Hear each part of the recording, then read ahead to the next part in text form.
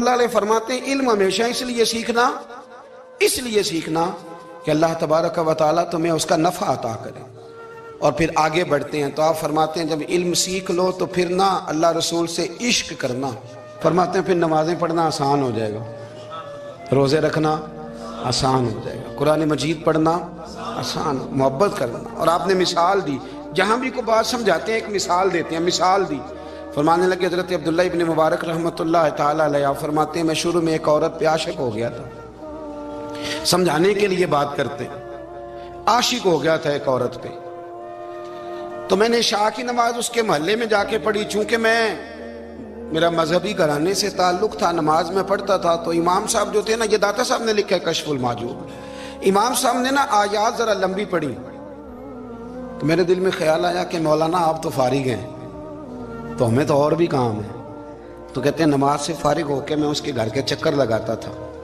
ساری رات گھومتا رہتا تھا، وہ چند لمحوں کے لیے چھت پہ آتی تھی، دو ایک بات کرتی تھی، چلی جاتی تھی، حد یہ ہے کہ مجھے کبھی اس پہ غصہ بھی نہیں آیا، اور اس کا انتظار کر کے کبھی میں تھکا بھی۔ یہ داتا صاحب لکھ رہے ہیں، حضرت عبداللہ ابن مبارک فرماتے ہیں ایک رات میں گیا، اسی طرح میں نے نماز پڑھی، پھر میں اس کے گھر گیا، میں ساری رات، سردیوں کی ٹھنڈی رات 11-12 گھنٹے اس کے گھر کا طواف کرتا رہا، معاذ اللہ چکر لگاتا رہا، آدھی رات کو سحری کے وقت وہ چھت پہ آئی 1 منٹ کے لیے، اور کہنے لگی گھر میں مہمان بہت زیادہ ہیں، آج بات نہیں ہو سکے گی۔ حضرت عبداللہ ابن مبارک فرماتے ہیں کہ میں جب واپس لوٹا تو نہ مجھے اس پہ غصہ تھا، نہ مجھے تھکاوٹ تھی، بلکہ میرے دل کے اندر اس کے لیے محبت بڑھ رہی تھی۔ میں کہہ رہا تھا کتنی اچھی ہے بیچاری، اتنے راش میں بھی اور اتنی مجبوری میں بھی 1 منٹ کے لیے چھت پہ آئی ہے، پھر بھی مجھے اس سے پیار بڑھ رہا تھا۔ کہتے ہیں جب میں تھوڑا آگے بڑھا تو فجر کی اذان ہو رہی تھی، یکدم میرے اندر سے آواز اٹھی، میں نے کہا عبداللہ اگر تو ایک عورت کے لیے ساری رات کھڑا رہتا ہے، نہ تھکاوٹ ہوتی ہے، نہ غصہ آتا ہے، بلکہ پیار بڑھتا ہے، اگر عورت کے لیے بندہ کھڑا رہ سکتا ہے تو رب رسول کے لیے بھی کھڑا رہ سکتا ہے۔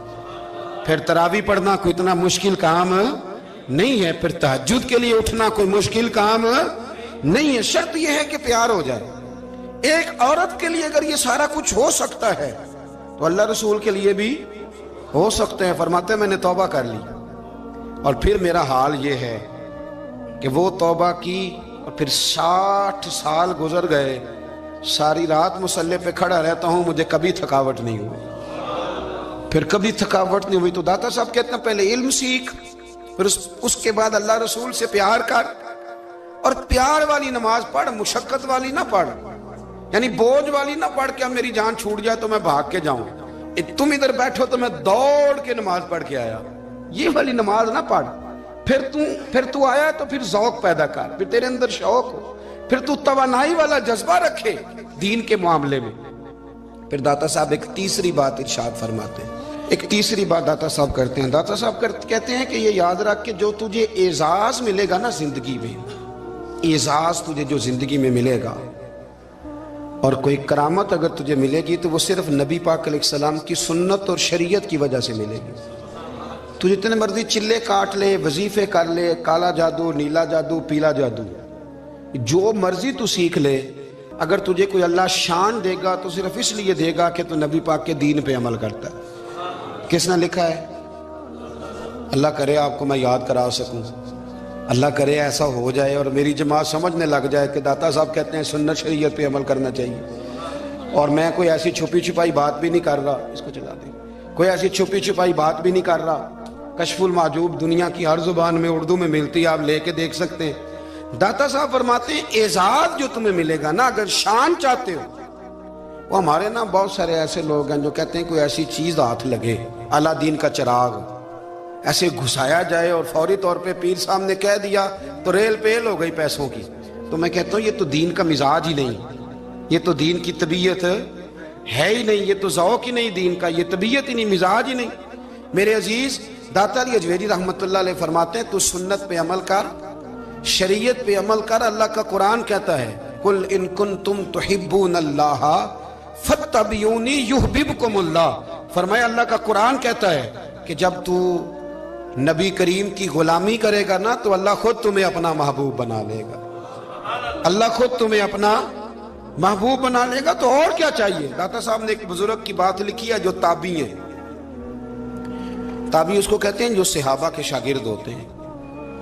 ایک بزرگ کی بات لکھی جو تابعی ہیں، وہ فرماتے ہیں کہ ان بزرگوں کا طریقہ یہ تھا کہ وہ لوگوں سے چھپ کے پہاڑ کے پیچھے عبادت کرتے تھے، اور پوزیشن ان کی یہ تھی کہ کسی سے ملتے نہیں تھے، بالخصوص فجر کی نماز سے لے کر عصر کی نماز تک بکریاں رکھی ہوئی تھیں، ان کو چراتے رہتے تھے فرات کے کنارے اور نفل پڑھتے رہتے تھے.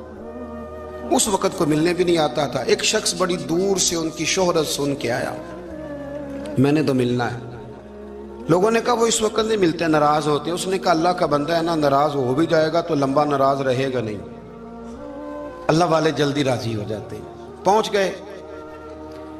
اب وہ بابا جی نماز پڑھ رہے تھے تو کہتے میں نے عجیب منظر دیکھا کہ بابا جی فرات کے کنارے نماز پڑھ رہے ہیں اور ایک بھیڑیا ان کی بکریوں کی حفاظت کر رہا ہے. سبحان اللہ.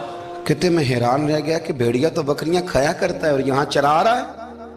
کہتے میں جب گیا تو بابا جی نوافل میں مشغول تھے، مجھے دیکھ کے کہنے لگے اس وقت کیوں آئے؟ میں نے کہا حضور اگر آئے گیا ہوں تو پھر مہربانی کریں قبول فرما لیں.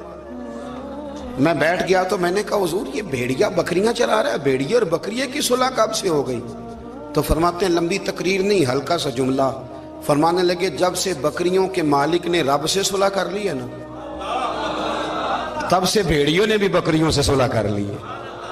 بکریوں کے مالک نے رب سے صلح کر لی، گناہ چھوڑ دیے، اس کی فرما برداری میں آ گئے. اب پھر اسے بکریاں چلانے کی ضرورت نہیں رہی. بکریاں نا اب بھیڑیا چراتا ہے. کہتے ہیں میرے اوپر کپ کپی طاری ہو گئی بزرگوں کی بات سن کے، اور مجھے پیاس لگی اور خواہش آئی کہ پتہ نہیں اب بابا جی کچھ کھلائیں پلائیں گے بھی کہ نہیں، بابا جی کچھ کھلائیں گے بھی کہ نہیں.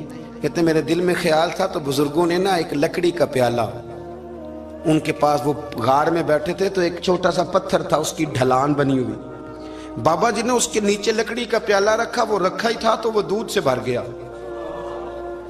کہتے انہوں نے مجھے دیا تو ٹھنڈا اور میٹھا دودھ، میری طبیعت خوش ہو گئی. بابا جی نے نا دوبارہ وہی پیالہ اسی جگہ رکھا تو شہد سے بھر گیا. 1000 سال پہلے داتا صاحب لکھ رہے ہیں. کہتے مجھے دیا. میں نے فوراً کہا، میں نے کہا حضور یہ دودھ تو گائیں بھینس دیتی ہے، پہاڑوں سے تو نہیں نکلا کرتا، اور شہد تو شہد کی مکھیاں دیتی ہیں، پتھروں سے تو نہیں نکلتا، یہ آپ کہاں سے نکال رہے ہیں؟ تو کہتے ہیں وہ قرآن مجید پڑھنے لگے. وَإِذِ اسْتَسْقَى مُوسَىٰ لِقَوْمِهِ، جب موسیٰ کی قوم نے ان سے پانی مانگا، فرمانے لگے موسیٰ کی نافرمان قوم پانی مانگے، حضرت موسیٰ پتھر پہ ڈنڈا مارے تو اللہ وہاں سے 12 چشمے جاری کر دے. جو رب حضرت موسیٰ کی نافرمان قوم کے لیے پتھر اور پہاڑوں سے چشمے نکال دیتا ہے نا، وہ محمد عربی کے غلاموں کے لیے پتھر اور پہاڑوں سے دودھ اور شہد بھی نکال دیا کرتا ہے. وہ بزرگ کہنے لگے بس بات یہ ہے کہ آج بھی ہو اگر ابراہیم کا ایمان پیدا تو آگ کر سکتی ہے انداز گلستاں پیدا. کہنے لگا حضور پھر میرے لیے بھی دعا کریں. آپ فرمانے لگے پھر دعا. وہ دعا نہ کرا تو مدینے والے کی غلامی شروع کر، تو نبی کریم کی غلامی شروع کر، تو رسول پاک کی غلامی شروع کر. ایک بات علم، پھر فرمایا اللہ رسول سے محبت، پھر فرمایا حضور کی غلامی.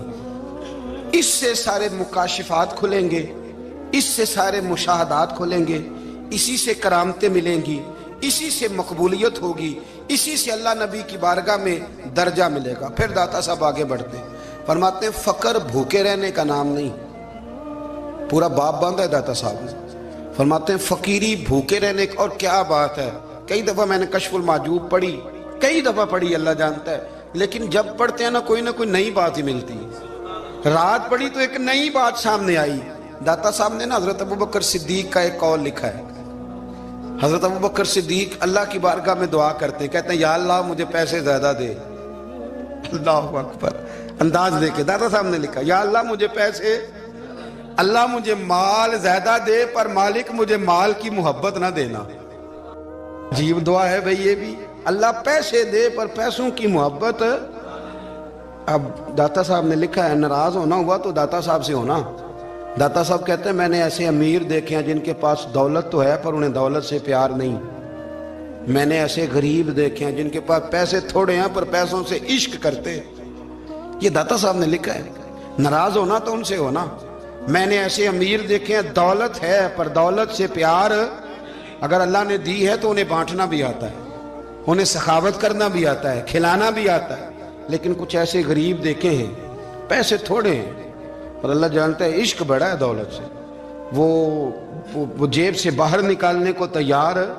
ये दाता साहब ने लिखा है, फरमाते हैं फकर इसका नाम नहीं कि तेरे पास पैसे नहीं, दौलत नहीं, बल्कि फकीरी तो इस बात का नाम है कि तुझे दौलत से प्यार नहीं, तुझे दौलत से मोहब्बत, इसका नाम फकर है। तो मेरे भाई हम लोगों ने अपने बुजुर्गों को छोटे दायरे में बंद कर दिया, ये उनका दायरा नहीं था। चलें जी आगे बढ़ते हैं। पांचवी बात दाता गंज बख्श अली अजमेरी, पांचवी बात दाता साहब फरमाते हैं कि अपनी जिंदगी में ना फकीर दरवेश किसी दुनियादार के सामने हाथ नहीं फैलाता, अपनी सफेद पोशी बचा के रखता है, वो हाथ नहीं फैलाता। मैंने आपको बड़ी दफा वो बात सुनाई और मुझे इस जुमले से इश्क है। ख्वाजा कुतुबुद्दीन बख्तियार काकी कहते हैं, मैं एक दिन फटे कपड़े पहन के अपने मुर्शद हजरत ख्वाजा मोइनुद्दीन अजमेरी के पास गया था, तो ख्वाजा साहब फरमाने लगे, कुतुबुद्दीन ये क्या लिबास पहना हुआ है, ये क्या? मैंने कहा हुजूर क्या हुआ? फरमाने लगे, कुतुबुद्दीन याद रख, फकीरी इस तरह की करना कि बादशाही मालूम हो, कोई ये ना समझे कि बाबे को तो जोड़े की जरूरत है, इसे कपड़े ना लेके दे दूं। इस तरह की फकीरी करना कि फकीरी बादशाही मालूम। ये क्या बात हुई कि रंग रूप इस तरह का इख्तियार करना कि तरस आए कि चलो हजरत साहब को बंदा 500 दे ही जाए मेहरबानी करके, ये कोई रवैया नहीं है दीन का। दाता गंज बख्श अली अजमेरी फरमाते हैं, अपनी जात पर कभी सवाल का दरवाजा ना खोलो। आप फरमाते हैं, मेरे मुरीदों से पूछ लो, मैंने देने का मिजाज बनाया है, लेने का मिजाज नहीं बनाया। फरमाते थे, अपनी जात पर सवाल का दरवाजा, कुछ लोगों की मजबूरी होती है कर्ज पकड़ना, कर्ज उठाना सुन्नत है, जरूरत पड़ जाए तो कर्ज लेने में मना, कुछ की मजबूरी है, कुछ को शौक है। वो असल पैसे जो होते हैं वो उन्होंने कोने में रखे होते हैं, उससे 5,000 लेके खर्च कर लिया, फिर दूसरे से 5 लेके उसको दे दिया, फिर उससे 5 जो लिया था फिर तीसरे से लेके उसको दे दिया। ये मिजाज ना बनाए। जब सवाल का दरवाजा खुल जाता है तो फिर सारी जिंदगी दोबारा बंद नहीं होता। मांगना है तो अल्लाह रसूल से मांगे, लोगों से मांगते फिरना, दुनियादारों से सवाल करना, अपनी जात पर सवाल का। दाता साहब ने पूरा बाब बांधा है, पूरा बाब। और दाता साहब फरमाते हैं, सूफिया की एक जमात है जो कहती है हमने तो कभी अपनी जुबान पर दुख बयान ही नहीं किए, हर शय अपने रब रसूल के हवाले कर दी, हर शय अल्लाह रसूल के। और दाता साहब से कहते हैं, कुछ ऐसे भी हैं जो दुआ भी नहीं मांगते, लोगों के लिए मांगते हैं, अपने लिए नहीं मांगते। आप दुआ क्यों नहीं मांगते? तो कहते हैं अल्लाह को तो पता ही है हमें क्या चाहिए, उसे तो पता ही है। एक बुजुर्ग की बात लिखी है दाता साहब ने, मेरी जमात में ना मिजाज है करामतों का। मुझे वो सारी बातें भी आती हैं कि एक बंदा कराची से आया, दाता साहब हाजिरी दी तो उसकी लॉटरी निकल आई, ये भी मुझे आती है, लिखी पढ़ी है मैंने, किताबों में है ये भी। एक बंदा, ये सारी बातें ना आती हैं करामतों में, बड़ी सारी चीज़ें लोग बयान करते हैं कि मैं वहाँ आया और मैंने हाजिरी दी तो मौज लग गई। ये सारी बातें आती हैं। हमारे पुराने बुजुर्ग और भी किस्से सुनाया करते थे, सारी हमें चीज़ों का पता, पर जो उन्वान है ना वो हजरत शेख अबू नूर कहते हैं कि एक बंदा दाता साहब के मज़ार पे घूम रहा था, दाता 10 रुपए दे, 10 रुपए दे, 10 रुपए दे। तो एक बंदा बड़ी देर से उसे देख रहा था, वो कहने लगा, दाता ने तुझे क्या देना है, इधर आ मैं दूँ। उसने 10 दिए।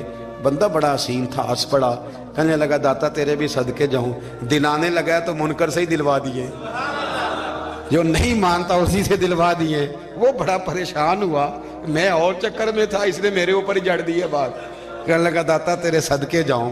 तो ये सारी बातें किताबों में मौजूद हैं, लोगों ने अपने अपने मुशाहिदात जो जिसके साथ पेश आया उसने बयान किए हैं। बहुत सारी बातें काबिले बयान हैं, पर जो उन्वान है मैं उस पर रहना चाहता हूँ।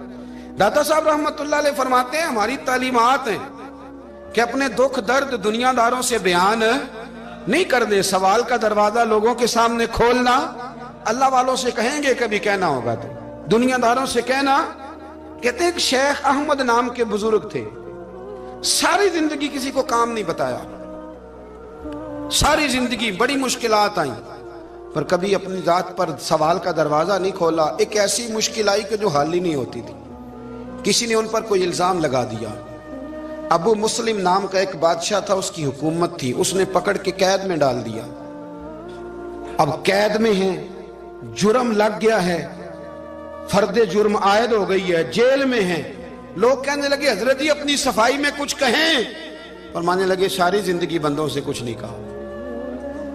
اللہ رسول کو پتا ہے میں بے گناہ ہوں، مجھے کہنے کی ضرورت نہیں. داتا گنج بخش علی حجویری نے لکھا ہے، داتا صاحب کہتے ہیں تو یقین کامل تو پیدا کر، تو ایمان تو پختہ کر.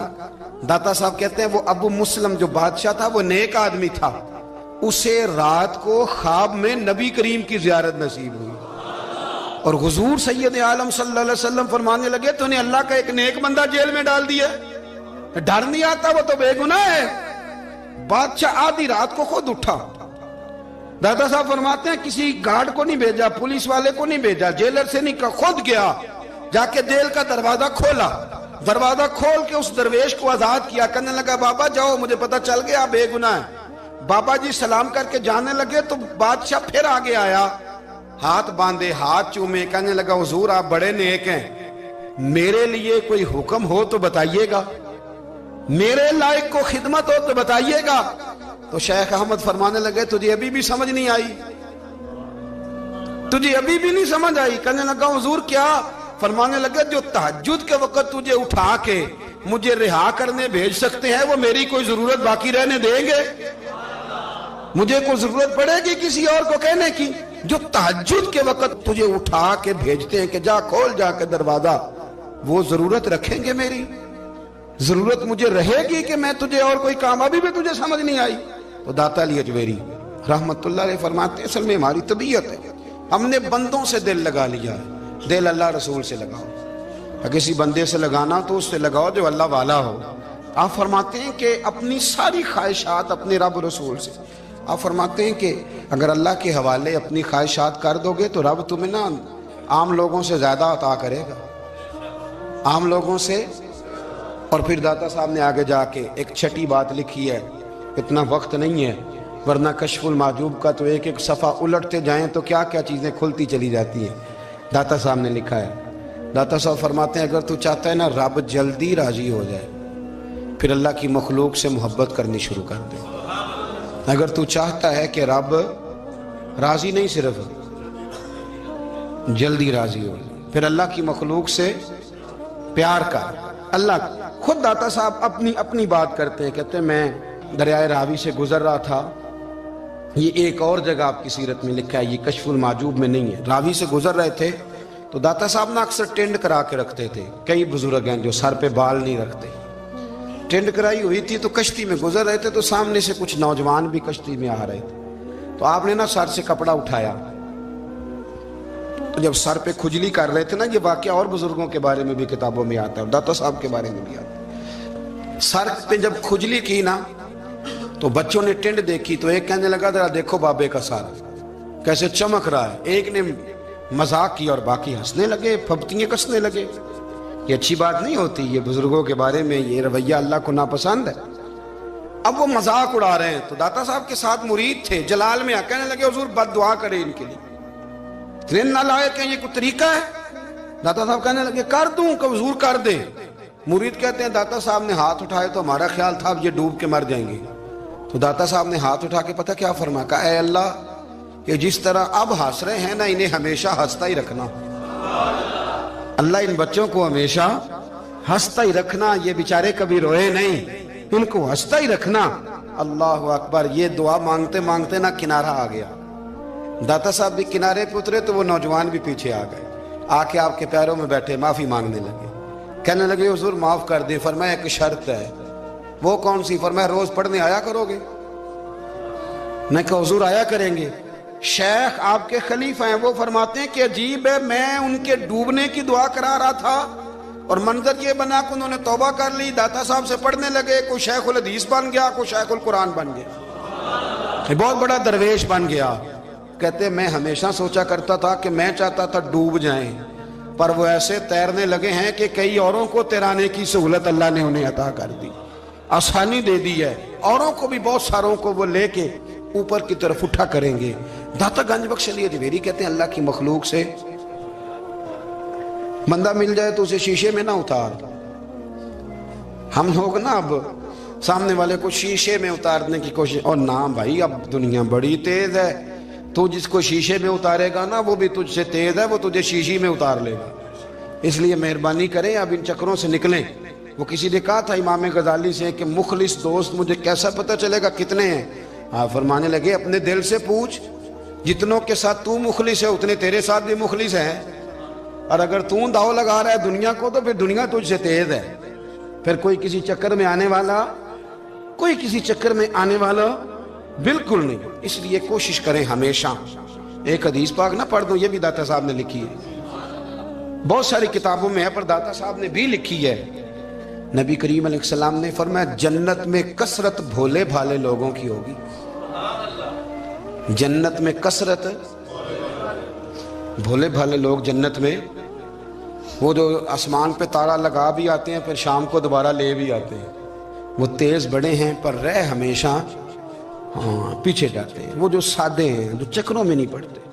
اب یقین کریں اب تو نا لوگوں سے مل کے کئی دفعہ گھٹن ہونے لگتی ہے، بعض لوگوں سے ملاقات کر طبیعت لگتی نہیں زیادہ تر، اس لیے کہ محسوس ہوتا ہے کہانیاں گڑھ رہے ہیں، قصوں کی دنیا کے لوگ، یہ وہ بعد میں وزن نہیں، وہ سرور نہیں۔ اور بعض لوگ آتے ہیں کچھ کہتے بھی نہیں، لیکن ان کے لب و لہجے میں اتنی مٹھاس ہوتی ہے کہ دل کرتا ہے کبھی یہ دوبارہ بھی آیا کرے، کبھی آئے، کبھی پھر ملے۔ تو معاشرے کو حسن دیں، معاشرے کے اندر کوفت نہ پیدا کریں۔ بات چونکہ وقت تھوڑا رہ گیا، داتا علی اجمیری کہتے ہیں اللہ کی مخلوق سے پیار کر، اللہ تجھ سے راضی ہوگا۔ آپ نے دلیل کے طور پہ بنی اسرائیل کا ایک واقعہ لکھا۔ آپ فرماتے ہیں بنی اسرائیل کے اندر ایک شخص تھا جو پہاڑ کی چوٹی پہ عبادت کرتا تھا، لوگ اوپر چڑھ کے ملنے کے لیے آتے تھے، رستے میں ایک ڈھلان تھی، لوگ اس پر چڑھتے تو پاؤں پھسل جاتے، بہت سارے لوگ گر جاتے۔ ایک دن وہ شخص کہنے لگا اللہ اگر تو اسے نہ بناتا تو کیا ہوتا، ایسے بیکار بنا دی، رب ناراض ہو گیا۔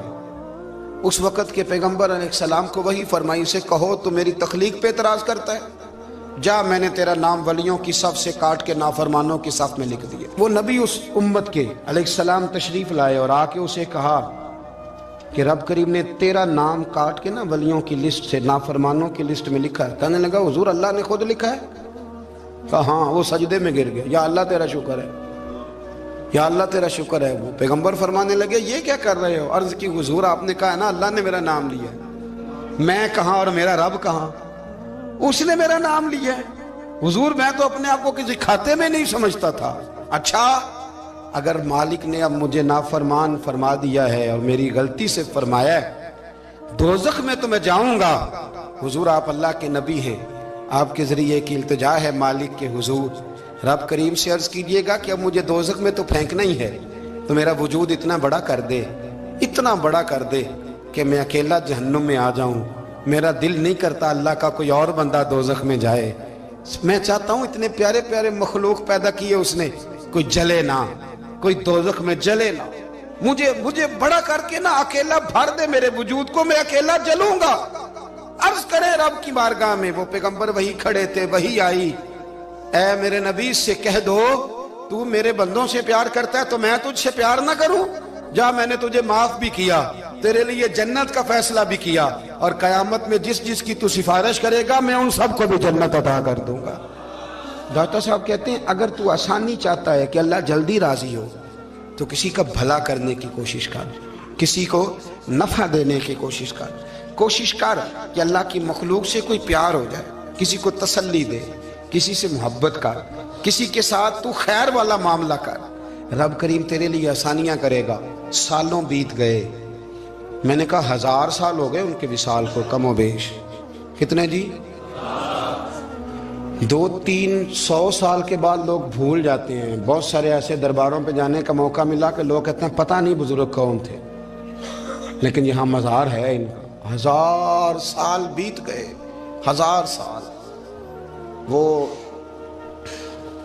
جب یہاں برطانیہ حکومت کرتا تھا نا، انگریز کی حکومت تھی ہندوستان میں، تو لارڈز آف برطانیہ کہا کرتا تھا کہ یہ عجیب، میں نے داتا صاحب کی قبر دیکھی ہے تو قبر پر لوگوں کے دلوں پہ حکومت کرتی ہے تو یہ قبر پر اس کا سکہ چلتا ہے۔ جو لوگ نہیں بھی نہ مانتے مزارات کی حاضری، ان کو بھی کبھی نہ کبھی آنا پڑ ہی جاتا ہے۔ یہاں کی حاضری اتنی ضروری ہے کہ ان کو بھی کبھی نہ کبھی حاضری دینی پڑ جاتی ہے۔ داتا صاحب رحمۃ اللہ تعالی علیہ نے خدمات کی، کوئی زمین نہیں داتا صاحب کی، کوئی شخص نہیں بتا سکتا کہ اتنے مربع تھے، کوئی نہیں بتا سکتا کہ داتا علی اجویری رحمۃ اللہ تعالی علیہ اتنے بڑے مکان میں رہتے تھے۔ ایک مسجد بنائی ساری زندگی۔ ایک دفعہ ایک صاحب مجھے کہنے لگے جی وہاں لوگ بڑا سجدے کرتے ہیں، شرک کرتے ہیں، فلاں کرتے ہیں، طالب علمی کا زمانہ تھا۔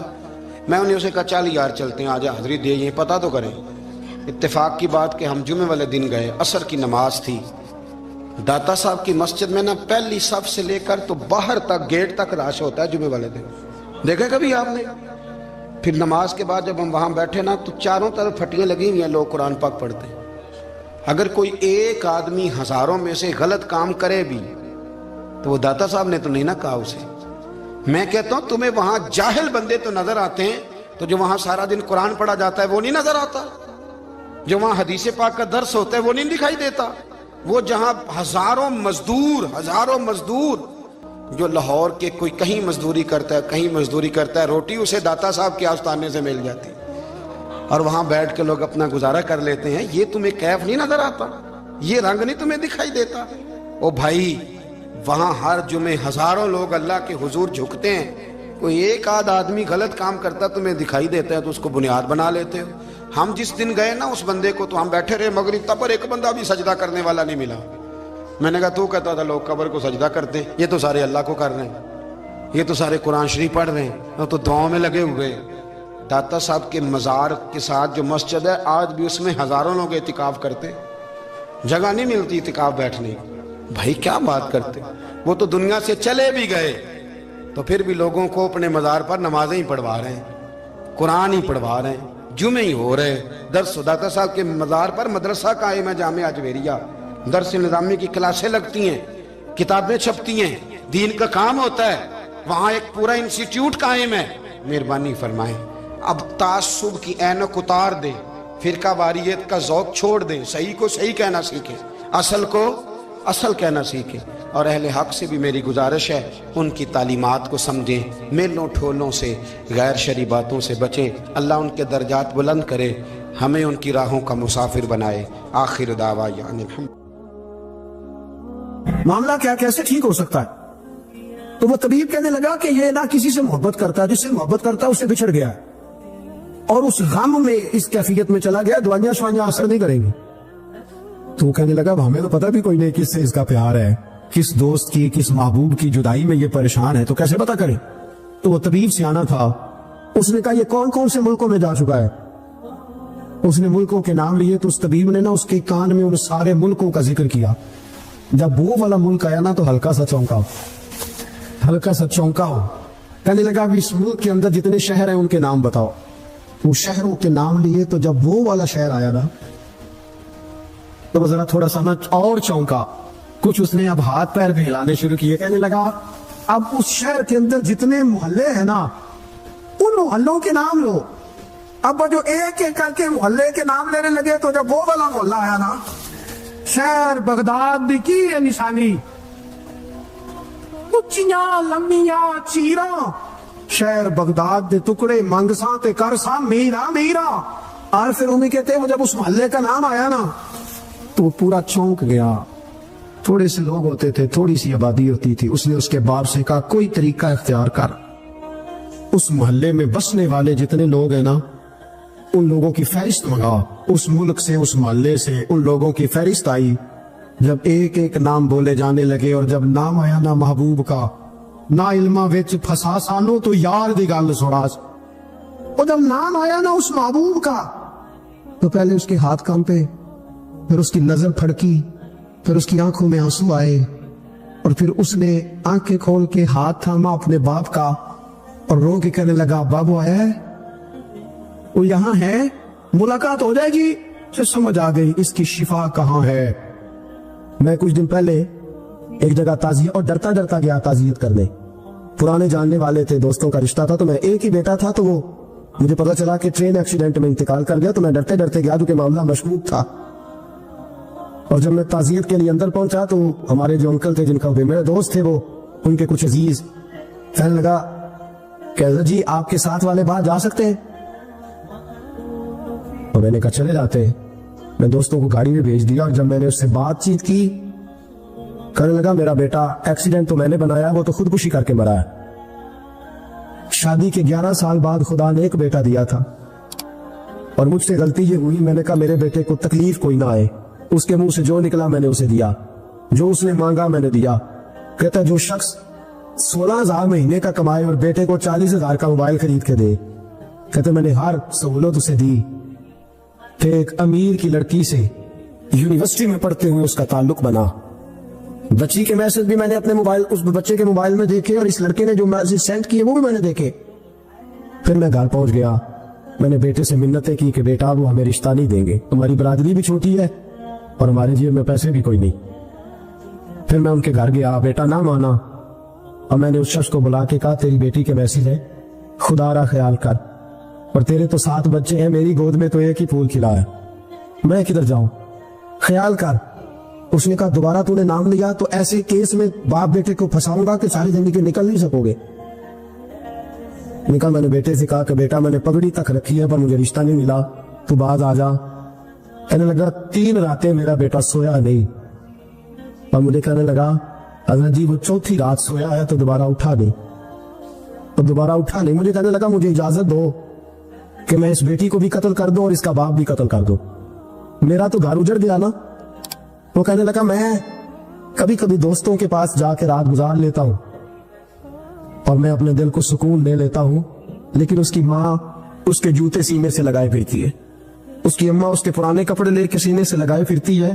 कहने लगा हज़रत जी कोई कोशिश करो, कोई दुआ करो कि अल्लाह मेहरबानियां करे। मैं कह तो नहीं सका उनसे, लेकिन मेरे दिल में ख्याल आया कि किसने कहा था कि बच्चा यूनिवर्सिटी में को एजुकेशन में दाखिल कराओ, किसने कहा था कि इसके हाथ में आग का अंगारा दो। मेरे दोस्त आप तेज आग जला के उसके करीब मक्खन रखो और फिर मक्खन से कहो कि डलना ना, फिर मक्खन से कहो कि पिघलना ना। भाई तेज आग करीब जला दिया तू कहता पिघलना, ये कैसा मुमकिन है? हो सकता है? बोलिए ना, हो सकता है। हजरत सैयदना अबू बकर सिद्दीक फरमाते हैं मैं हुजूर के सामने बैठा, एक शख्स आया, उसने आकर के कहा या रसूलुल्लाह सल्लल्लाहु तआला अलैहि वसल्लम ये मेरे हाथ के अंदर खंजर है, मैं कत्ल करके आया हूं। कातिल खड़ा हुआ, एक तरफ कुरान मजीद का हुक्म है कि जिसने एक आदमी को कत्ल किया पूरी इंसानियत को कत्ल किया। हुजूर ये खंजर है, कत्ल करके आया हूं। मेरे मुस्तफा ने फरमाया किसको कत्ल किया? उसकी हुजूर सगी बहन को मारा है, सगी बहन थी, मैंने कत्ल कर दी। मेरे नबी पाक सल्लल्लाहु अलैहि वसल्लम ने फरमाया क्यों मारा? प्यार नहीं था। अबूबकर बहन से किसको प्यार नहीं होता? बड़ा प्यार था, और मारा क्यों? तो सहाबी रोने लगे, कहने लगे महबूबा मैं बड़ा प्यार करता था, पर वो काफिरा थी, मुशरिका थी, बड़ा प्यार करता था। जब भी उसके पास जाता वो आपके बारे में बात छेड़ देती। मैं उसको कहता सारा कुछ कर ले, मेरे नबी के बारे में बात न करना। मैं हर शय सह लेता, पर मुस्तफा करीम की जात के बारे में मैं कोई बात बर्दाश्त करने की ताकत नहीं रखता। ये वाला जुमला ना कहना। मैं उसको रोकता, मना करता, वो बाज ना आती। कहते आज उसने इतनी सख्त बात की कि मैं उसका गला काट आया हूँ, कत्ल कर दिया है। हुजूर मेरे लिए हुक्म क्या है? तो नबी पाक ने फरमाया जा तेरे ऊपर कोई सजा नहीं, तूने जो किया है अच्छा ही किया है, ये अच्छा कर डाला है जो तूने किया है। एक सहाबी नाबीना थे, आंखों से नजर नहीं आता था, रिश्ता कोई नहीं देता था, माजूर आदमी थे, निकाह हुआ, शादी हुई, 2 बेटे दिए अल्लाह, घर बस गया, बीवी कपड़े धो के देती, खिदमत करती, रोटी पका के देती, बच्चे बड़े हसीन थे। और वो सहाबी खुद फरमाते हैं, नाबीना सहाबी कहते मोतियों की तरह के मेरे बच्चे, जो भी आता आके कहता तेरे मोतियों की तरह के लाल हैं। लेकिन आप फरमाते हैं एक सुबह ऐलान हो गया, मदीने में शोर हो गया कि उस नबीना सहाबी की बीवी कत्ल हो गई, किसी ने खंजर पे दबाया, मर गई है। कहते हैं उसके लवाहिकीन इकट्ठे हुए, दरे रिसालत इमाम पे आए, आगे कहने लगे हुजूर हमारा कातिल ढूंढ के दे, हमारी बेटी को किसने मारा? मेरे रसूल पाक ने मजमे पे नजर डाली, फरमाया भाई मुझे कहने की जरूरत ना पड़े, अगर कातिल मौजूद है तो खुद उठ जाए। खुद उठे। वो नबीना सहाबी बीच में से उठ के खड़े हो गए, कहने लगे सोने कातिल कोई बाहर नहीं, मैं खुद कातिल हूं, मैंने मारा है, मैं कातिल हूं, मैंने मारा है। मुस्तफा करीम सैयद आलम सल्लल्लाहु अलैहि वसल्लम ने फरमाया तुझे तो उसकी बड़ी जरूरत थी, बड़ी हाजत थी, तेरी बीवी थी, तेरा घर संभालती थी, तेरे बच्चे थे। सहाबी अर्ज करने लगे हुजूर सारा कुछ ठीक था, पर वो आपकी बेअदब थी। हुजूर उसके आने से मेरा घर बस गया, रोटी पकने लगी, कपड़े मिलने लगे, औलाद होने लगी, मैं दुनिया पे आ गया। लेकिन महबूबा मैंने वो शौक क्या करने हैं जो तेरी बेअदबी पर तामीर किए जाएं। या रसूल अल्लाह मुझे क्या हाजत उस चीज की जिसमें आपका प्यार ही ना हो।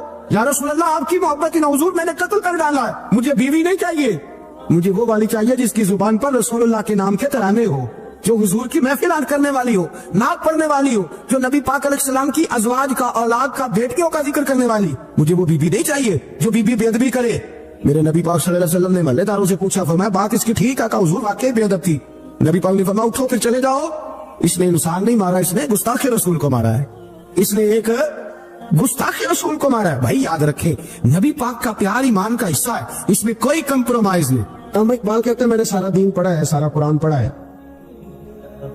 میں نے بنظر غائب جب ساری چیزوں کو دیکھ لیا تو اقبال کہنے لگے میں اس نتیجے پہ پہنچا ہوں کہ مغز قرآن روح ایمان جان دی. بھائی اقبال, میں کسی عالم کی بات کرتا تو لوگوں نے شاید رویہ اور اختیار کرنا تھا, وہ لوگ جس پر اکثر مکاتب فقہ اعتبار کرتے ہیں. اقبال کہنے لگے مغز قرآن روح ایمان جان دی. لفظوں پہ غور کریں, مغز یعنی سارے قرآن کا مغز, روح ایمان یعنی ایمان کی روح, اور جان دی یعنی سارے دین کی. آپ دیکھیں ترتیب, مغز قرآن روح ایمان جان دی. اقبال جلدی بتاؤ وہ کیا ہے؟ تو اقبال کہنے لگے ہست حب رحمت للعالمین, ہست حب رحمت للعالمین, مغز قرآن روح ایمان اور جان دی. ہست حب, کہنے لگا میں تو سمجھا ہوں کہ قرآن کا مغز ایمان کی روح اور دین کی جان اگر ہے تو نبی پاک کی محبت کا نام ہے, رسول اللہ کی محبت کا نام ہے, نبی پاک کی محبت کا نام. حضرت عمر فاروق رضی اللہ تعالیٰ عنہ سے بڑا تو اصول پسند کوئی نہیں نہ ہوگا. یعنی بہت بڑا چودھری بھی اگر اپنی گلی کے اندر حضرت ابو سفیان جیسے لوگ مسلمان ہو گئے, کلمہ پڑھ لیا, اور جناب ابو سفیان رضی اللہ تعالیٰ عنہ نے اپنے گھر کے اندر نہ تھوڑی سی سامنے اینٹیں لا کے جگہ بنا لی, تو حضرت عمر کو پتا چلا تو فرمایا جیسے بنائی ہے ویسے وہ کھیڑو بھی. آپ نے لوگوں کا رستہ تنگ کر دیا.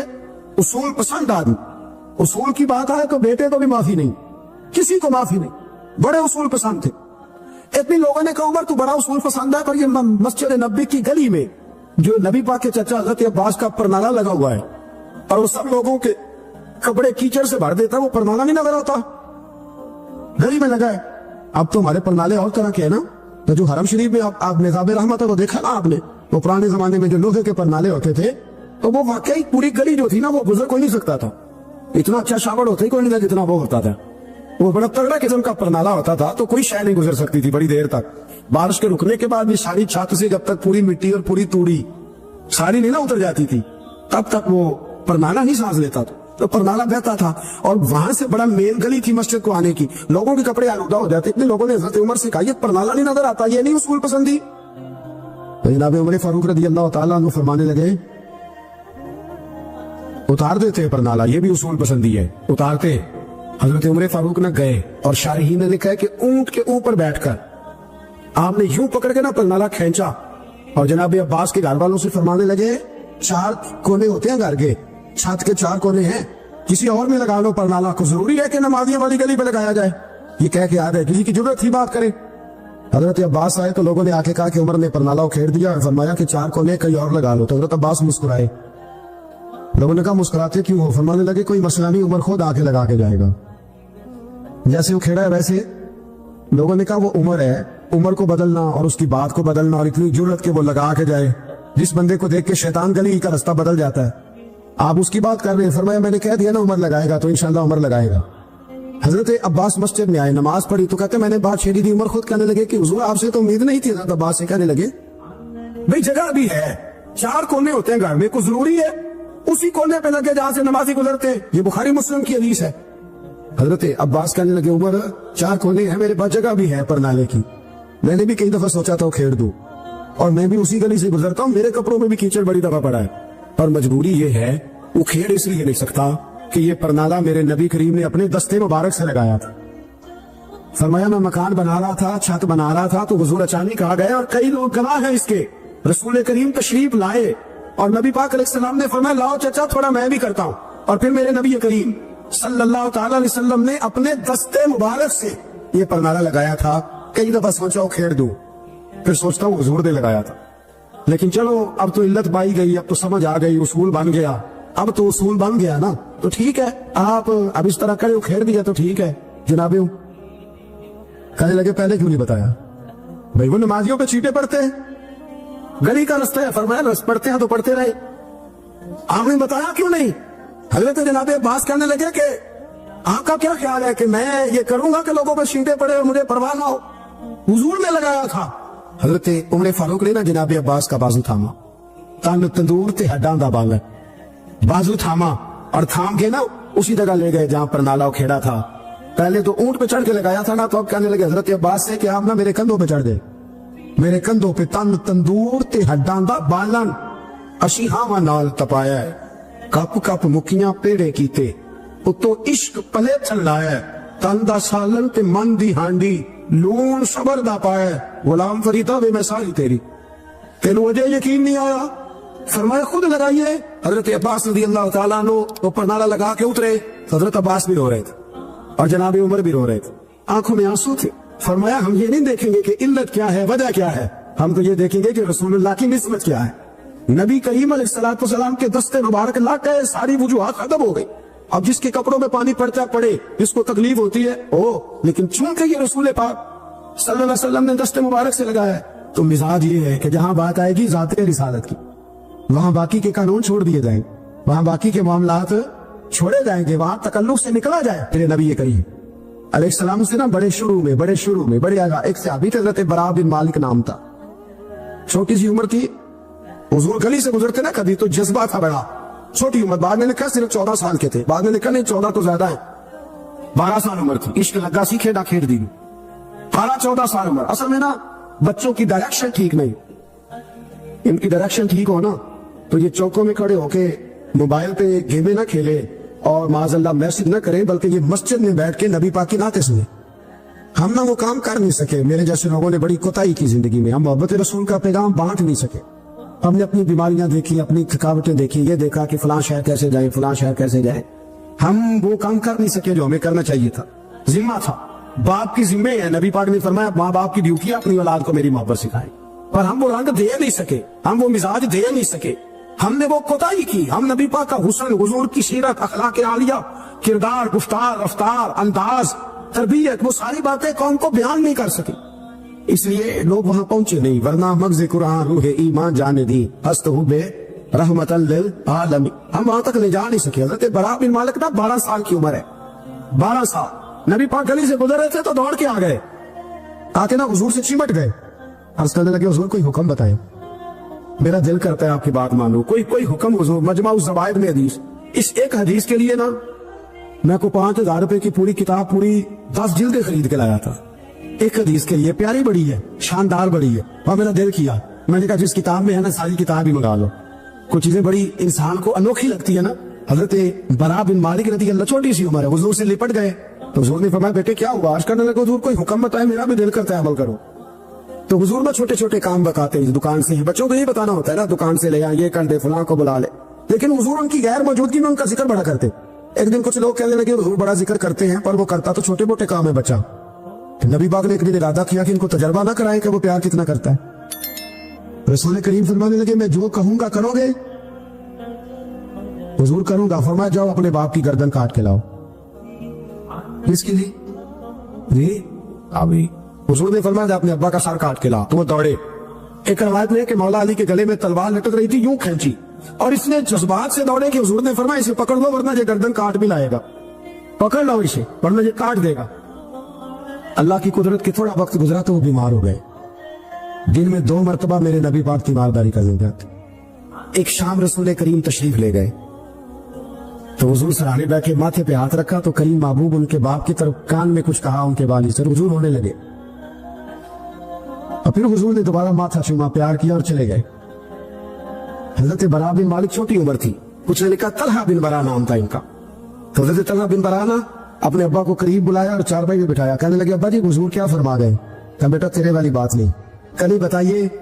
کہا نبی کریم علیہ السلام نے فرمایا کہ شام کو نا میرے طلحہ کا انتقال ہو جائے, اور جب اس کی روح پرواز کر جائے تو مجھے خبر کرنا, میں آ کے جنازہ پڑھاؤ.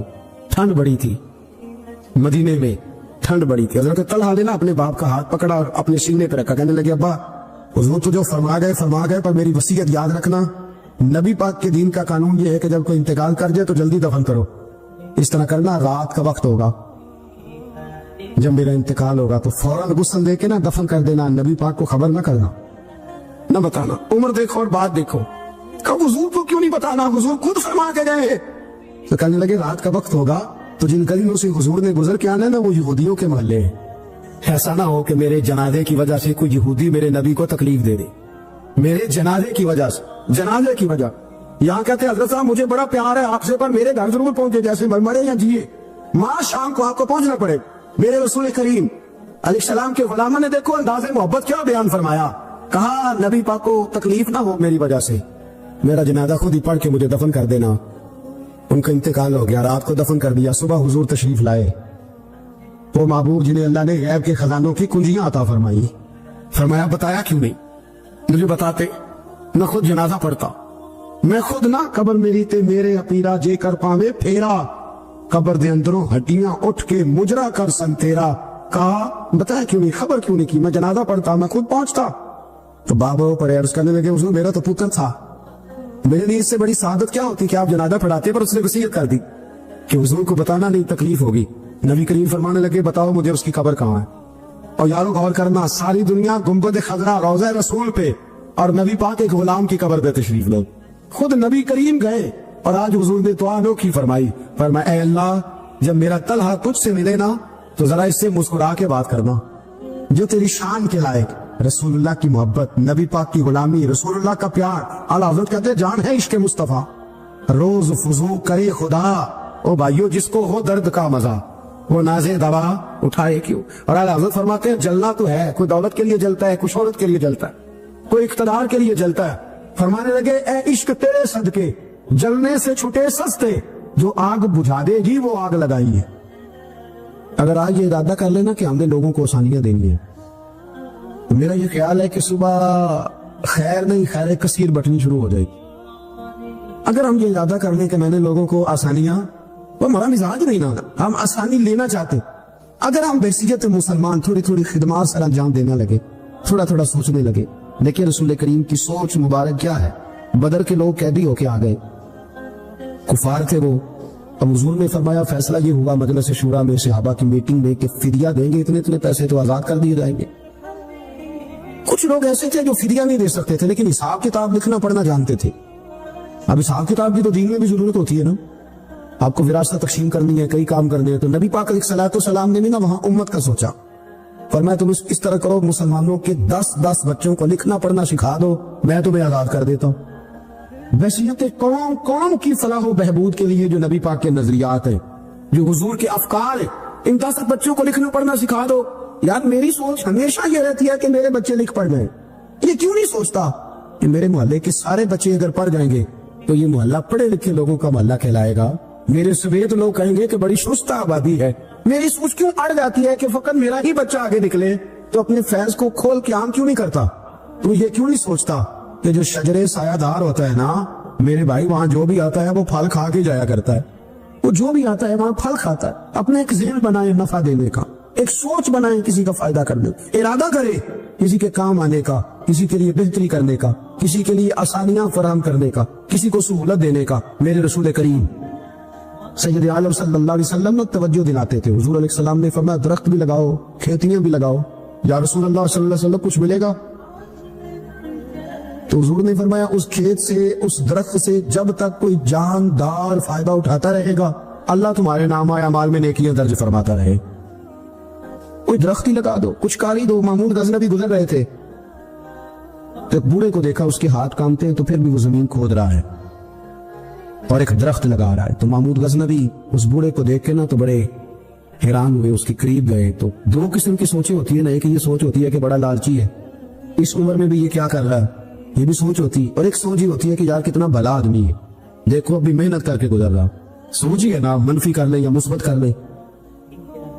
تو محمود غزنوی آگے بڑھے اور آگے بڑھ کے نا تو آپ اس بوڑھے سے کہنے لگے کہ بابا یہ کیا کر رہے ہو؟ تو کہنے لگے میں درخت لگا رہا ہوں۔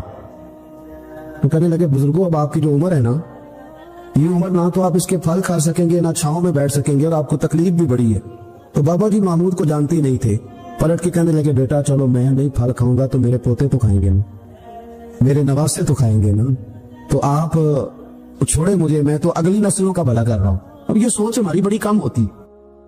حضور نے فرمایا تم میں سے بہتر وہ ہے جو لوگوں کے حق میں۔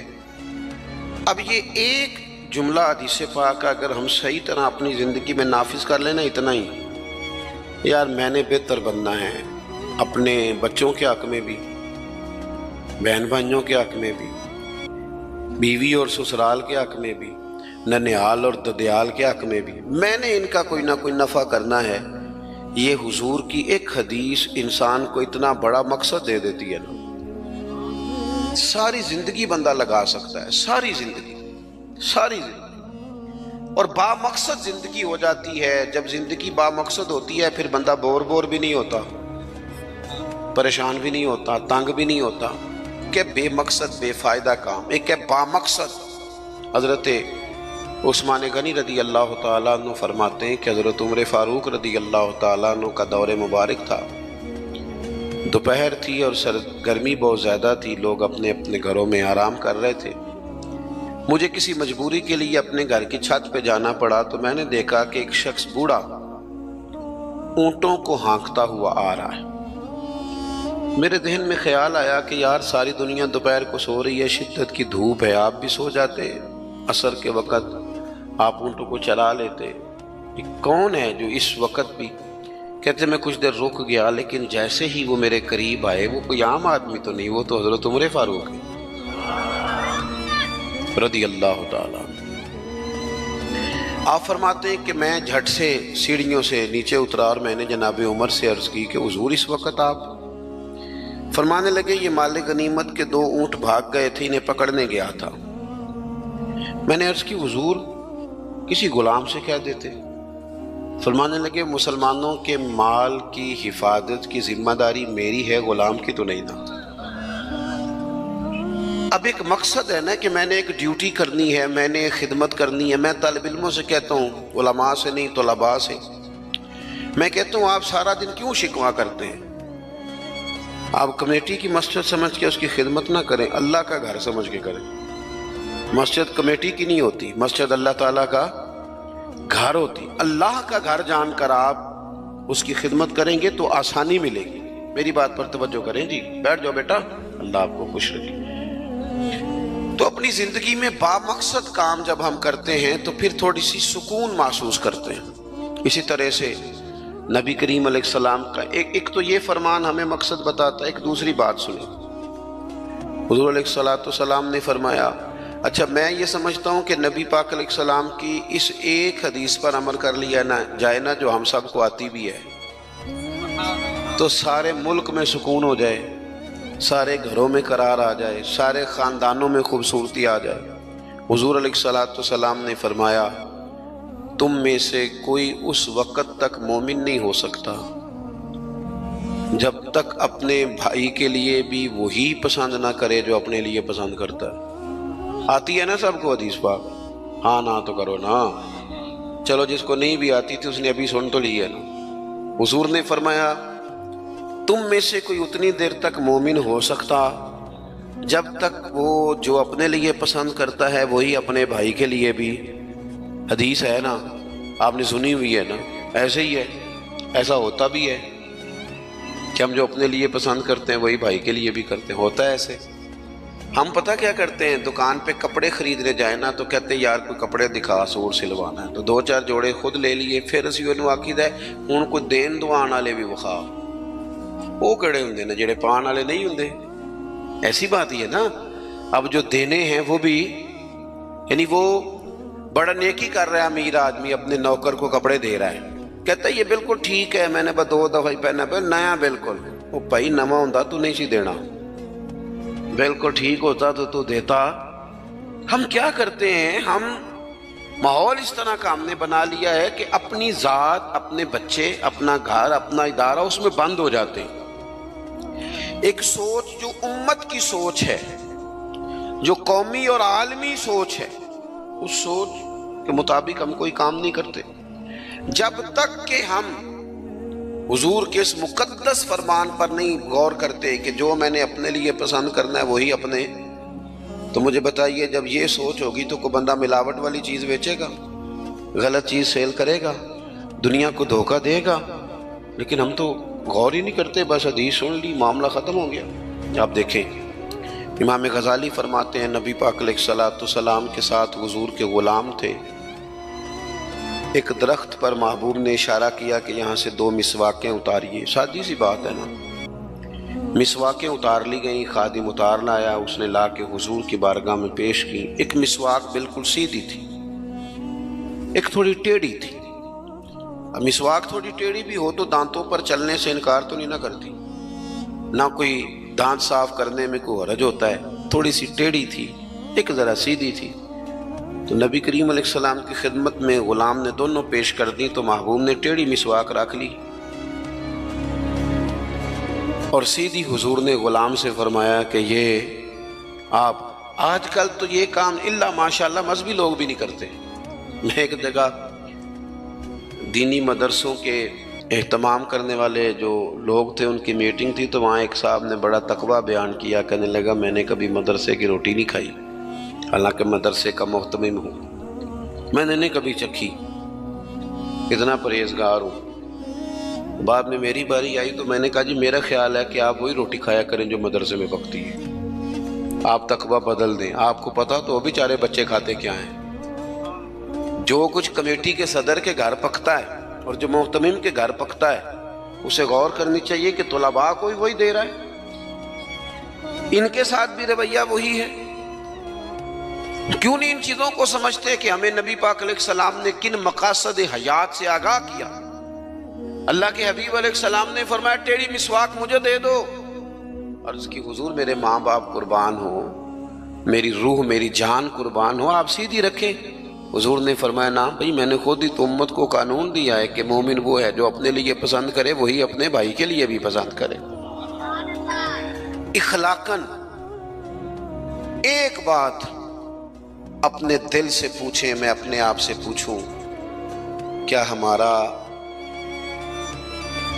بہو کے بارے میں بھی وہی ذہن ہے جو بیٹی کے بارے میں؟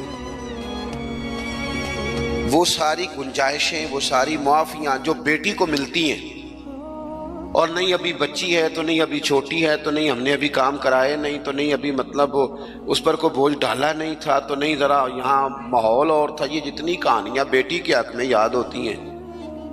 مومن تو وہ ہے نا جو اپنے لیے پسند کرے وہی اپنے، تو یہ ساری کہانیاں بہو کے حق میں کیوں نہیں یاد آتی؟ یہ کیوں نہیں یاد آتی؟ یہ جو ہم اپنے داماد کو مشورہ دے رہے ہوتے ہیں کہ چل پتر غصہ نہ کر، آہستہ آہستہ ٹھیک ہو جائے گی، تو یہ والا مشورہ اپنے بیٹے کو کیوں نہیں دیتے بہو کے حق میں؟ خدا کے بندو، جب مومن کے اعلیٰ اخلاق ہوتے ہیں، اس کے مقاصد حیات بڑے ہوتے ہیں، وہ چھوٹی چھوٹی کچی کچی کمزور باتیں نہیں کرتا، خود غرض زندگی نہیں گزارتا، اس کا یہ سٹیٹس ہی نہیں ہوتا کہ بس اپنی ذات سے شروع ہو اور اپنی ذات پر وہ ختم ہو جائے۔ وہ بڑی باتیں کرتا ہے، بڑے خیالات کا مالک ہوتا ہے، بڑے حوصلے ہوتے ہیں اس کے، اس کا ظرف بڑا ہوتا ہے، اس کی سوچ بڑی ہوتی ہے، اس کا مزاج بڑا ہوتا ہے۔ تو اپنی زندگی کے اندر حضرت بایزید بسطامی رحمۃ اللہ علیہ کا ایک یہودی پڑوسی تھا اور مخالف بھی بڑا تھا، ساری زندگی اس نے حضرت بایزید کی مخالفت کی۔ کچھ لوگوں کو پتہ ہوتا ہے کہ جس کی میں مخالفت کر رہا ہوں بندہ ٹھیک ہے، پر اندر کے حسد کا کیا کچھ نہیں نہ جا سکتا، ساری زندگی حسد کرتے، اس نے بھی کیا اور بڑی غلط باتیں پھیلائیں۔ اس سے کوئی غلطی ہو گئی، اس یہودی سے جو یہودیوں کا عالم تھا، اس سے کوئی غلطی ہو گئی،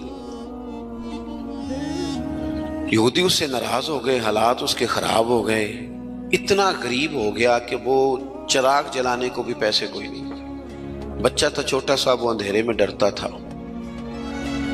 روتا تھا۔ حضرت بایزید بسطامی گھر آئے تو اپنی گھر والی سے پوچھنے لگے، کل بھی میں نے نوٹ کیا یہ بچہ روتا ہے، آج بھی نوٹ کیا، تو کہنے لگی وہ جو گھر والوں سے پوچھا جو بھی گھر میں موجود تھا، انہوں نے کہا جناب وہ غربت ہے، آپ کو پتہ ہے اس کے حالات بڑے کمزور ہو گئے ہیں، تو بچہ اندھیرے سے ڈرتا ہے، چراغ جلانے کو تیل کوئی نہیں، پیسے کوئی نہیں، دشمن ہے، ساری زندگی مخالفت کی۔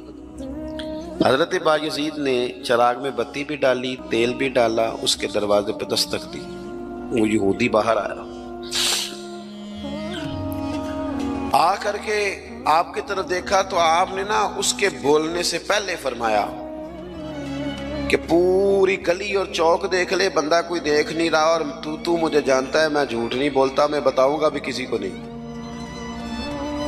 یہ تو چراغ رکھ لے تاکہ تیرا بچہ سو جائے، آرام سے وہ لیٹ جائے، میں کسی سے ذکر نہیں کروں گا، تیرا میرا راز رہے گا، اور میں نے رات کو میں آیا ہوں دیکھ بھی کوئی نہیں رہا۔ وہ یہودی کہتا ہے بولنے کی طاقت ہی کوئی نہ رہی، ہم تو دشمن کو بھی پاکیزہ سزا دیتے ہیں، ہم تو دشمن کو بھی پاکیزہ سزا دیتے ہیں۔ وہ اندر چلا گیا چراغ لے کے، رات بھر بچہ سویا رہا۔ دوسرا دن پھر ہوا، شام تھوڑی سی گہری ہوئی، لوگ اپنے اپنے گھروں میں سوئے، بچہ ڈرتا تھا اندھیرے سے۔ حضرت بایزید نے پھر چراغ میں تیل ڈالا، بتی ڈالی، دروازے پہ دستک دی۔ جب وہ باہر آیا تو فرمانے لگے تو دیکھ رہا ہے کہ کوئی بندہ موجود نہیں، اور تجھے پتہ ہے میں جھوٹ بھی نہیں بولتا، کسی کو بتاؤں گا نہیں، یا یہ لے جا تیرا بچہ سو جائے۔ اس نے مخالفت کی ہے ساری زندگی، اس کو دے دیا، اس کا بچہ سو گیا۔ تیسرا دن پھر ہوا، وہی وقت، وہی انداز، وہی باتیں، دستک دے کے کہا کوئی شخص نہیں دیکھ رہا، چراغ لے لے، بتاؤں گا بھی کسی کو نہیں، اور تجھے پتہ ہے میں جھوٹ نہیں بولتا۔ وہ چراغ آپ بڑھا کے دروازہ بند کرنے لگے تھے کہ وہ یہودی زور زور سے چلایا، کہنے لگا باہر آؤ بھی سارے مسلمانوں، نکلو بھی یہودیوں سارے باہر۔ لوگ سارے باہر گلیوں میں آ گئے، کہنے لگے یہ بایزید بسطامی ہے، میں نے ساری زندگی جھوٹے الزامات لگائے، آج جب میری حالت یہ ہے کہ میرے اپنوں سے مجھے کوئی پوچھنے نہیں آتا، اس شخص سے میرے بچے کا رونا نہیں دیکھا گیا، یہ تڑپ گیا ہے کہ کسی کا بچہ کیوں روئے، یہ روز مجھے چراغ جلا کے دے جاتا ہے، گھر میں میرے روشنی ہو جاتی ہے، بچہ میرا سو جاتا ہے، پر میں ساری رات نہیں سوتا۔ میں آج تم سب کو گواہ بنا کے کہتا ہوں، جو میں نے ان کے بارے میں زندگی بھر کہا وہ سارا غلط تھا، اور یہ بھی تمہیں بتاتا ہوں کہ پہلے میں نے دین اسلام سنا تھا، 3 دن ہو گئے میں دین کو دیکھ رہا ہوں، پہلے سنا تھا اب میں دیکھ رہا ہوں۔ کہنے لگا میں تم سب کو گواہ بنا کے کہتا ہوں کہ بایزید بھی سچے ہیں، بایزید کا دین بھی سچا ہے، اور جس رسول کا یہ کلمہ پڑھتے ہیں وہ رسول بھی سچے ہیں۔ اس نے کلمہ پڑھا اور مسلمان ہو گیا۔ ہمارا یہ حال ہے کہ سگا بھائی کہتا ہے کہ مجھے کارنر والا پلاٹ چاہیے، وہ پھر ساری باتیں یاد آ جاتی ہیں اس کو، کہتا ہے کارنر والا چاہیے چونکہ کام تو پہلا میں لگا سا، کمائی تو پہلے میں نے کی تھی، لہذا چھوٹا بھائی جو ہے وہ تو دیر سے آیا تھا تو اس کا تو حق ہی نہیں بنتا، وہ پیچھے جائے، اور کارنر والا پلاٹ یہ زیادہ دیر نہیں لگے گی، 20-25 سال گزریں گے۔ اس طرح آپ والد کو پریشان کر رہے ہیں، اس طرح آپ کے بچے آپ کو کریں گے، خدا نہ کرے، وہ بھی کہیں گے ابا یہ کارنر والا میرا ہے، تو کدھر سے آ گیا۔ تو حضور نے ہمیں اعلیٰ مقاصد، اعلیٰ اخلاق، اعلیٰ کردار، بڑی باتیں کرنے کا۔ ہمارے پاس بڑی کہانیاں ہوتی ہیں پر ساری اپنے حق میں، بڑے دلائل ہوتے ہیں پر سارے اپنے حق میں، بڑی باتیں آتی ہیں پر ساری۔ ہمارے ایک بزرگ کہا کرتے تھے میں ایسے بیوقوفوں کو جانتا ہوں جو کوئی چیز بھی پھینکے نہ تو اپنے گھر میں پھینکتے ہیں، حالانکہ بھولے بھلے بیوقوف اپنے گھر میں پھینکیں۔ تھوڑی سی نا خود غرضی کی چادر اتاری جائے، بڑی سوچیں پیدا کی جائیں، بڑے مقاصد پیدا کیے جائیں، تھوڑا سا نا بندہ کسی کے لیے بھی کبھی دعا کرے، کبھی اس کی آرزو ہو کہ کسی اور کے حق میں بھی وہ خیر کا جملہ کہے۔ حضرت مولا علی شیر خدا کرم اللہ تعالی وجہہ الکریم، میں نے یہ دیکھا ہے کہ جو بندے جس کے بچے روز 4,000 کے برگر کھا جاتے ہیں نا، اس کا ملازم اگر کہہ دینا کہ جناب اس دفعہ نا میرے لیے کچھ مشکل آ گئی ہے، کو 5,000 ایڈوانس چاہیے، تو جس کے گھر میں روز بچے کھانا پکنے کے باوجود 4,000 کا فاسٹ فوڈ کھاتے ہیں، وہ ملازم سے کہہ رہا ہوتا ہے تو خرچے کیوں نہیں کٹ کرتا، اپنی طاقت کے مطابق خرچ کر۔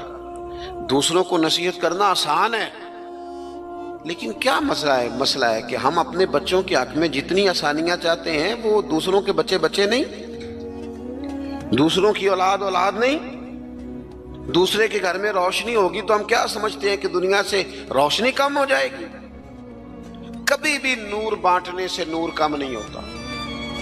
एक शम्मा से हजारों दिए भी जल जाएं तो पहली वाली की रोशनी में कभी कमी नहीं आती। इसलिए छोटी सोचों से बाहर निकला जाए, बड़ी मजबूत मुस्तहकम ये सोचे जिंदगी में पैदा की जाए। अगर हम महदूद जिंदगी गुजारेंगे तो फिर ठीक है, अपनी ज़ात से बात शुरू होती है, अपनी ज़ात पे ख़त्म हो जाती है। और ये इस मुल्क में ये बाकायदा प्रमोट की गई हैं चीज़ें, प्रमोट। जब तक कोई मेरे साथ चल रहा है तब तक वो बिल्कुल ठीक है, और जिस दिन मेरे साथ नहीं उस दिन कोई नहीं समझ आ रही है आपको मेरी बात। हमें सारी दुनिया को भी बदनाम करना पड़े तो हमने हर उस शख्स पर इल्ज़ाम लगाना है जो मेरे खिलाफ है। ऐसा ना करें। आप इन चीज़ों से थोड़ा बाहर निकले, और ये सारे ही काम करते हैं, किसी एक का नहीं मसला, सब सियासी, समाजी, फलाई, इल्ला माशाअल्लाह मजहबी। जो मेरे साथ है वो ठीक है, जो मेरे साथ नहीं बंदा ही ठीक नहीं। सिरे से बात ही ख़त्म हो गई। वो खुदा के बंदो, ये दावा सिर्फ नबियों को सजता है, सिर्फ रसूलों को सजता है। बाकी कोई शख्स ये दावा करे तो दावा उसका 100% गलत। तो अपनी ज़िंदगी के अंदर इन बातों पर ज़रूर गौर करें कि आला हज़रत मौला अली शेर खुदा करमल्लाहु ताला वजहुल करीम घर से निकले, अपने गुलाम से कहने लगे आज ज़रा ख़रीदारी करने चले। बाज़ार तशरीफ़ ले गए, वहाँ से ना 2 सूट खरीदे, एक ज़रा कम कीमत का था, एक ज़रा ज़्यादा कीमत का था। अब वो खरीद के दोनों थैले में डाल लिए। आपका खादिम कहता है मैं समझ गया जो महंगा है वो आका का है और जो सस्ता है वो गुलाम का है। कहते लेके वापिस आए, वो चौक आ गया, वो जगह आ गई जहाँ से हज़रत मौला अली ने अपने काशाना नूर पे जाना था और मैंने अपने घर जाना था। कहते हैं हज़रत मौला कायनात फरमाने लगे ज़रा मेरे वाला जोड़ा मुझे देना। कहते मैंने वो महंगा वाला निकाल के हज़रत अली को पेश किया तो फरमाने लगे ये नहीं मेरा, मेरा तो वो दूसरा है। मुझे बताएं कि रोब कपड़ों का होता है कि किरदार का? बोलिए। हाँ, 10 लाख का जूता हो और 20 लाख का जोड़ा हो, 1.5 करोड़ की पजारो हो और जनाब 20 करोड़ का घर हो, पर पैसे हो करप्शन के, तो लोग कोठी के दरवाजे पे खड़े होकर कह देते हैं गलत माल है इसके पास, बंदा ठीक नहीं। जूते टूटे हुए हों, कुर्सी और मेज पुराना हो, छोटा सा अफसर हो लेकिन दयानतदार हो, तो बड़े बड़े मालदार भी दरवाजे पे खड़े होकर कहते हैं यार बंदा बड़ा खरा है, ना पैसे पकड़ता है ना किसी की सिफारिश मानता है। हमारे शहर में हाजी अबू दाऊद मोहम्मद सादिक साहब रहमतुल्लाह अलैह बुजुर्ग थे, तो मैंने बड़ी पजारों से उतरने वाला पीर भी ना बड़ी पजारों से मिलने आया। वो पहले चेन वाली घड़ी उतारता था, फिर अपनी दाढ़ी देखता था, नमना लेवल। तो हाजी साहब सादे से बंदे, तो बात समझ में आती थी कि रोब कपड़ों का नहीं होता, रोब तो किरदार का होता है। अगर किरदार मजबूत है तो कपड़े सादे भी हों तो गुजारा हो जाता है, लेकिन किरदार कुछ भी ना हो, लोग पैसों के ज़ोर पर, दौलत के ज़ोर पर, माल के ज़ोर पर, बल्कि बाज़ लोग तो ऐसे हैं जो खुशामदियों के ज़ोर पर अपने दाएं बाएं इधर उधर जो उनके वजीफ़ा खार, नमक खार, खुशामद पसंद है, उनके ज़ोर पर अपने आप को मनवाना चाहते हैं। किरदार असल है, किरदार हुस्न है, किरदार रानाई है। आप हमेशा तब बड़े होंगे जब आपके अखलाक में, मुआमलात में, लेन देन में सफाई होगी, फिर लोग आपको बड़ा जानेंगे। हज़रत मौला अली शेर खुदा करमल्लाहु ताला वजहुल करीम, उससे कहा ये नहीं मेरा, मेरा तो दूसरा है। तो कहा ठीक है जनाब दूसरा है, तो हुजूर आप आका हैं, आपका कैसे दूसरा है, आपका तो ये है। हज़रत अली कहने लगे नहीं नहीं, वो जो सस्ता, मेरी बात की समझ आ रही है आपको, वो जो सस्ता जोड़ा है ना वो मुझे दो। तो उसने ना एक दलील पेश की आपके गुलाम ने, कहने लगा हुजूर आप ना महंगे वाला रखें, क्यों, आप आका हैं और मैं सस्ता पहनता हूं क्योंकि मैं गुलाम हूं। तो हजरत अली कहने लगे दलील ही कायम करनी है ना तो मेरे वाली कर ले, तू मुझे सस्ता दे देना क्योंकि मैं बूढ़ा हूं, और तू महंगा पहन ले क्योंकि तू जवान है। अगर किसी दलील की बुनियाद पर ही लिबास पहनना है تو چلو اس طرح کرو، یہ والی دلیل قائم کر لو کہ بوڑھوں پر سستا بھی چل جاتا ہے، اور جوانوں کے لیے ذرا کپڑے مہنگے ہوں، ذرا اچھے نئے اور ڈیزائنوں کے ہوں تو ذرا جوان خوش ہوتے ہیں۔ تو تھوڑے سے نا بڑا دل ہو، ذرا بڑا ظرف ہو، ذرا حوصلہ بڑا ہو، ذرا سوچ بڑی ہو، ذرا انسان کا معیار بڑا ہو۔ یہی بات بعد میں حضور کے صحابہ میں آئی۔ آپ دیکھ لیں حضرت عمر کو، دیکھیں حضرت عثمان کو، اور خلیفہ اول بلا فصل حضرت ابوبکر صدیق کو، حضرت مولا علی شیر خدا کو۔ ان لوگوں نے بڑی بڑی باتیں کی، بڑا حوصلہ تھا ان، یہ ہمیشہ انقلابی باتیں۔ حضرت عثمان غنی، ان کا مال آیا پڑا ہے۔ اب ہمارے ہاں تو لوگ مصنوعی قلت بھی پیدا کر لیتے ہیں، لیکن مال آیا ہوا ہے، قلت کے قحط کے دن ہیں۔ آ کے تاجروں نے کہا حضرت عثمان غنی سے کہ آپ جتنے کا خریدا ہے نا، ہم تحقیق بھی نہیں کرتے، ڈبل لے لیں، ہمیں دے دیں۔ حضرت عثمان کہنے لگے مجھے زیادہ نفع ملتا ہے۔ انہوں نے کہا 3 گنا لے لیں، کہنے لگے زیادہ ملتا ہے۔ 4 گنا لے لیں، فرمایا زیادہ ملتا ہے، کہنے لگے اس سے زیادہ ہم نہیں دے سکتے۔ وہ بندہ بتائیں جو زیادہ دیتا ہے۔ حضرت عثمان غنی کہنے لگے مجھے تو 700 گنا کی امید ہے۔ جناب کس طرح؟ تو حضرت عثمان نے مسجد میں اعلان کروایا یا کسی ذریعے سے لوگوں تک پیغام پہنچایا کہ جو غریب گندم نہیں نہ خرید سکتا وہ آ کے لے جائے، آ کے لے جائے نا۔ فرمایا مجھے رب کی بارگاہ سے 700 گنا کی امید۔ تو بڑا دل ہو، بڑا حوصلہ ہو۔ بس بات ختم کرنے لگا ہوں۔ حضور کی جو اولاد پاک ہے اس کا بھی یہی مزاج ہے، زندگی بھر سخاوتیں، لوگوں پر محبتیں، ان لوگوں کا درگزر، ان لوگوں کا اپنے لیے نہیں، انہوں نے جب بھی سوچا نبی کریم کی ساری امت کے لیے سوچا۔ حضرت امام حسن رضی اللہ تعالیٰ عنہ فرماتے ہیں میری والدہ سیدہ طیبہ طاہرہ حضرت فاطمہ الزہرا رضی اللہ تعالیٰ عنہ تو جب دعا مانگتی تھی تب بھی حضور کی ساری امت کے لیے مانگتی تھی۔ ان کی دعاؤں میں بھی بڑے دل کے ساتھ، بڑے حوصلوں کے ساتھ، بڑا اعزاز کے ساتھ بیٹھے رہتے امام حسین۔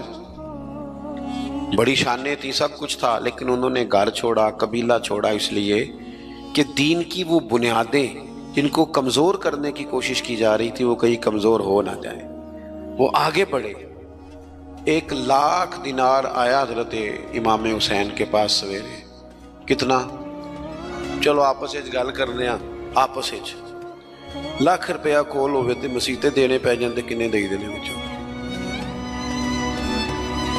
آپس دی گل نہیں دسدے کسے